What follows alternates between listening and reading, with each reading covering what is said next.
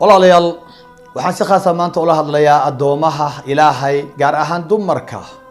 addoontii allay ha noqonin addoon, ha u noqonin ibliiska, u noqo addoon ilaahay u noqo.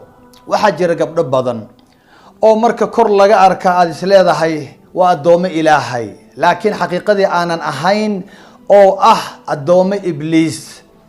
ibliiska dhaar waatuu ku maray, wallaahi ilaahay buu dhaar u marayaa, wallaahi waan amrayaa ilmaha aadam, waan amrayaa, waxaan yeelanayaa oo aan ku yeelanayaa addoomo aniga i caabuda oo ay abuurkaagii bedelaan, abuur kale aan u samaysto, kuwa aniga ii go-an ayaan yeelanayaa. ha ku fikirin buu leeyahay ibliiska, ilaahay buu ku leeyahay in ilmaha aadam oo dhan ay adiga addoomo ku noqdaan.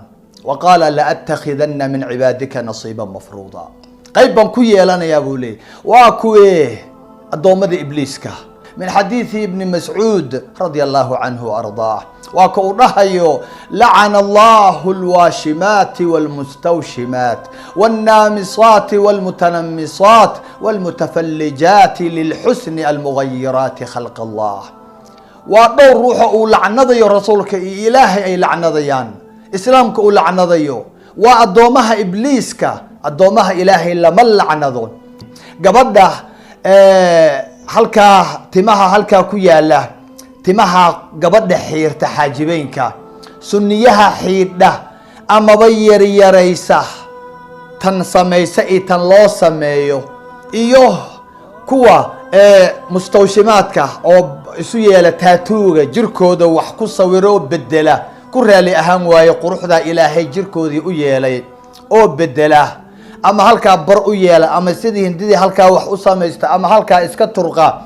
kuwa ilkaha feedhfeedha ibliisku u amree uu leeyahay war fanax isu yeel, tii ilaahay arki mayaan, qaybtii ilaahay sii arki mayaan oo ay ku ahaayeen addoomo alle. ibliiskii baa amraaya. saa ibliisku wax ma abuuri karaaya oo isaga awood ma laha uu insaan ku abuuro, laakiin muxuu dhaar ku maray in uu abuurka ilaahay faragelinayo.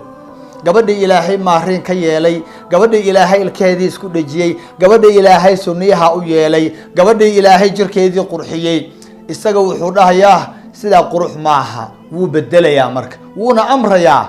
war yaa amarka qaata? amarka waxaa qaata qofka addoonka ah, qofka addoonsanaya ayuu amarka ka qaataa. addoomaha ilaahay bay amar ka qaataan. addoomaha ibliiska war waxaad naxariista ilaahay ku waayeysaa, oo aad jannadii ku waayeysaa, naxariis adduunye mid aakhiro ku waayeysaa, islaamkaaga aad uga fogaanaysaa timahaasoo aad xiirtay keliya, ilkahoo aad feerfeertay. ilahay baan ku dhaariyay imisaa guryaheena gabdho malcuunaada ay ku jiraan oo weliba aanu arkayn horteena ay ku samaysanayaan. gabadha markay aroosaysa wixii oo dhan way bedelaysaa, bal midabkeedii bay bedelaysaa, bal waxay bedelay ilkaheedii, abuurka ilaahay bay bedele, abuur ibliis bay raace. say barako u doonaysaa gabadha iyada ah? abuurkaysi inaan bedelin, aynu noqono idaylkeen addoomo ilaahay. alladii laa tadiicu wadaa'icuhu. wasalaamu calaykum waraxmat ullah.